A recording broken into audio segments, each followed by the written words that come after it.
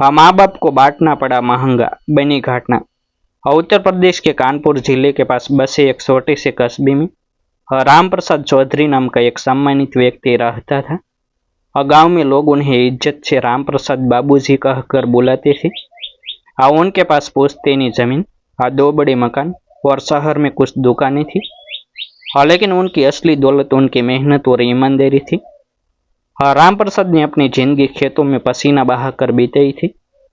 जब लोग दो वक्त की रोटी के लिए संघर्ष करते थे, तब उन्होंने रात दिन मेहनत करके अपने चारों बेटों को पढ़ाया लिखाया। पत्नी शारदा देवी ने भी हर मोड़ पर उनका साथ दिया। कई बार ऐसा हुआ कि घर में पैसे कम पड़े, तो शारदा देवी ने अपने गहने तक बेच दिए, ताकि बेटों की पढ़ाई न रुके।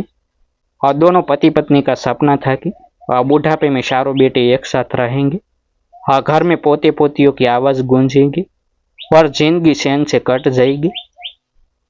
लेकिन इंसान सपने देखता कुछ और है, वक्त दिखाता कुछ और है। चारों बेटे अब बड़े हो चुके थे। सबसे बड़ा बेटा सुरेश शहर में बिल्डर बन गया था। दूसरा बेटा दिनेश सरकारी नौकरी में था। तीसरा बेटा महेश कपड़ों का व्यापार करता था और सबसे छोटा राकेश विदेश जाने की तैयारी में लगा रहता था। बाहर से देखने पर परिवार बहुत खुशहाल लगता था। लेकिन अंदर ही अंदर रिश्तों में स्वार्थ जड़ पकड़ चुका था। शादी के बाद बहुएं भी घर में आ गई थी। शुरुआत में सब ठीक चला, लेकिन धीरे धीरे हर बहू अपने पति को अलग रहने की सलाह देने लगी। किसी को रसोई अलग चाहिए थी, किसी को खर्चे से परेशानी थी, तो किसी को बूढ़े माँ बाप की सेवा बोझ लगने लगी थी। शारदा देवी कई बार सबको समझाती, हाँ बेटा, घर तब तक घर रहता है जब तक दिल जुड़े रहते हैं। लेकिन अब इस घर में दिल नहीं, सिर्फ दीवारें बसी थी।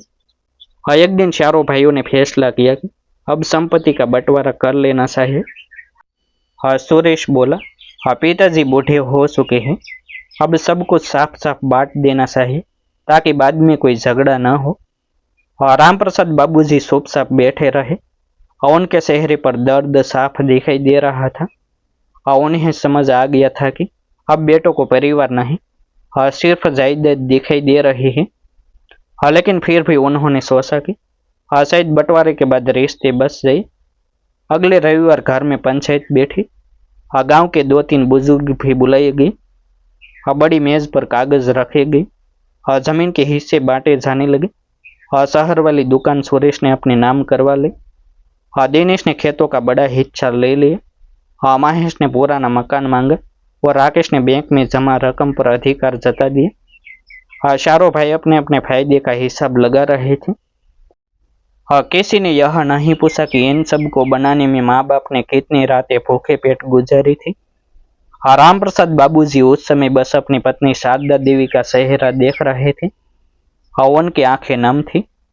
शायद दोनों समझ चुके थे कि जिस परिवार को बनाने में पूरी जिंदगी लगा दी, वह अब टूट चुका है।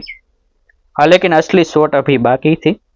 सारी संपत्ति बांटने के बाद सुरेश ने कुर्सी पर पीछे टेकते हुए कहा, अब एक जरूरी बात और तय करनी है। राम प्रसाद ने धीमी आवाज में पूछा, क्या? सुरेश बोला, माँ पिताजी कहाँ रहेंगे? कमरे में कुछ पल के लिए सन्नाटा सा गया। फिर दिनेश बोला, माँ बड़े भैया के पास रहेंगी और पिताजी छोटे भैया राकेश के पास। इससे जिम्मेदारी बराबर बंट जाएगी। यह सुनते ही शारदा देवी का चेहरा पीला पड़ गया। उन्होंने कांपती आवाज में कहा, मतलब हमें भी बांटोगे? लेकिन किसी बेटे की नजर झुकी नहीं। महेश बोला, माँ, इसमें गलत क्या है? आप दोनों की देखभाल हो जाएगी। यह सुनकर राम प्रसाद बाबूजी के अंदर जैसे सालों का दर्द फट पड़ा। उन्होंने अचानक अपनी लाठी जमीन पर दे मारी। उनकी आवाज पूरे कमरे में गूंज उठी, बस बहुत हो गया। चारों बेटे सहम गए। जिंदगी में पहली बार उन्होंने अपने पिता को इस तरह गरजते देखा था। राम प्रसाद की आंखें लाल हो चुकी थी। उन्होंने कांपती आवाज में कहा, हम कोई खिलौना है क्या? जैसे तुम लोग अपनी सुविधा के हिसाब से बांट दोगे। जब तुम छोटे थे, तब क्या हमने कभी कहा था कि एक बच्चे को माँ संभालेगी और दूसरे को बाप? जब तुम बीमार पड़ते थे, हाँ, तब तुम्हारी माँ पूरी रात जागती थी। हाँ, जब फीस भरने के पैसे नहीं होते थे। हाँ, तब मैंने मजदूरी की थी। और आज तुम हमें बोझ समझ रहे हो। हाँ, कमरे में मौजूद हर आदमी का शेर झुक गया। हाँ, लेकिन चारों बेटों के चेहरे पर शर्म से ज्यादा बेचैनी थी। हाँ, उन्हें डर था कि हाँ, कहीं संपत्ति का फैसला बदल न जाए। हाँ, राम प्रसाद बाबूजी ने मेज पर रखे कागज उठे और फाड़ दी। हाँ, सब हैरान रह गए। हाँ, सुरेश चिल्लाए, हाँ पिताजी ये क्या कर रहे हैं? हाँ, राम प्रसाद गरज कर बोले, हाँ जिस औलाद को माँ बाप का सम्मान करना नहीं आया उसे इस जायदाद पर कोई हक नहीं। हाँ, फिर उन्होंने गांव के बुजुर्गों की तरफ देखते हुए कहा, हाँ कल ही मैं अपनी पूरी संपत्ति अनाथ आश्रम के नाम कर दूंगा। हाँ, कम से कम वहां रहने वाले बच्चे एहसान फरामोश नहीं होंगे। और यह सुनते ही चारों बेटों के पैरों तले जमीन खिसक गई। हाँ, बहू ये भी घबरा गई। हाँ, शारदा देवी रोने लगी। हाँ, लेकिन इस बार उनके आंसू कमजोरी के नहीं, हाँ टूटे हुए विश्वास के थे। हाँ, उस रात पूरे घर में सन्नाटा पसरा रहा। हाँ, चारों बेटे अलग अलग कमरों में बैठकर सिर्फ एक ही बात सोच रहे थे, अगर संपत्ति हाथ से निकल गई तो क्या होगा। हाँ, किसी को माँ बाप का दर्द महसूस नहीं हो रहा था। अगले दिन सुबह रामप्रसाद बाबूजी सच में शहर के एक बड़े अनाथ आश्रम पहुंचे। वहां छोटे छोटे बच्चे उन्हें घेर कर दादाजी दादाजी कहने लगे। उन बच्चों की आंखों में अपनापन था, लालच नहीं। एक छोटे बच्चे ने उनका हाथ पकड़कर पूछा, दादाजी आप फिर आओगे ना? बस यही सवाल रामप्रसाद के दिल में उतर गया। उनकी आंखें भर रही। उन्होंने मन ही मन फैसला कर लिया कि अब उनकी संपत्ति उन्हीं बच्चों के काम आएगी जिन्हें सच में प्यार और सहारे की जरूरत है। उधर घर में हड़कंप मचा हुआ था। सुरेश और दिनेश तुरंत अनाथ आश्रम पहुंचे। उन्होंने पिता को समझाने की कोशिश की। सुरेश बोला, पिताजी गुस्से में इतना बड़ा फैसला मत लीजिए। राम प्रसाद ने उसकी तरफ देखा और शांत आवाज में कहा, जिस दिन तुम लोगों ने हमें बांटने की बात की थी उसी दिन मेरा दिल मर गया था। यह सुनकर दोनों बेटे चुप हो गए। पहली बार उन्हें एहसास हुआ कि उन्होंने सिर्फ संपत्ति नहीं, अपने पिता का आत्मसम्मान भी तोड़ दिया है। उस रात राम प्रसाद बाबूजी देर तक सो नहीं पाए। बरामदे में बैठे हुए वह आसमान को देखते रहे। उनके पास बैठी शारदा देवी की आंखें लगातार नम थी। उन्होंने धीमी आवाज में पूछा, क्या सच में सब कुछ दान कर दूंगी? राम प्रसाद ने गहरी सांस लेते हुए कहा, जिस संपत्ति के लिए अपने ही माँ बाप को बोझ समझ लिया जाए वह संपत्ति श्राप बन जाती है। अगले दिन सुबह उन्होंने वकील को बुलाया और अपनी आधी संपत्ति अनाथ आश्रम के नाम करने के कागज तैयार करवा दिए। और यह खबर जैसे ही चारों बेटों तक पहुंची, घर में हड़कंप मच गए। सुरेश सबसे पहले पिता के पास पहुंचे। उसके पीछे बाकी तीनों भाई भी थे। पहली बार चारों बेटों के चेहरे पर डर साफ दिखाई दे रहा था। सुरेश ने गिड़गिड़ाते हुए कहा, पिताजी हमसे गलती हो गई, लेकिन इतनी बड़ी सजा मत दीजिए। राम प्रसाद ने शांत नजरों से उन्हें देखा और बोले, गलती तब होती है जब इंसान अनजाने में किसी का दिल दुखाए।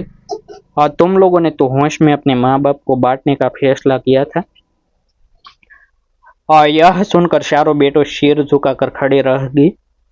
तभी शारदा देवी रोते हुए बोली, हमें जायदाद नहीं चाहिए थी, बस अपने बच्चों का प्यार चाहिए था। उनकी आवाज में इतना दर्द था कि कमरे में सन्नाटा छा गया। सबसे छोटा बेटा राकेश अचानक पिता के पैरों में गिर पड़ा। उसकी आंखें से आंसू बह रहे थे और उसने रोते हुए कहा, पिताजी हमें माफ कर दीजिए, हम लालच में अंधे हो गए थे। धीरे धीरे बाकी तीनों बेटे भी रोने लगे। उन्हें पहली बार एहसास हुआ कि जिन माँ बाप ने उन्हें सल्ला सिखाई उन्हीं को उन्होंने अकेला छोड़ दिया। कुछ देर चुप रहने के बाद राम प्रसाद बाबूजी उठे और बोले, मैंने फैसला बदल दिया है, पूरी संपत्ति दान नहीं करूंगा। चारों बेटों के चेहरे पर राहत आ गई।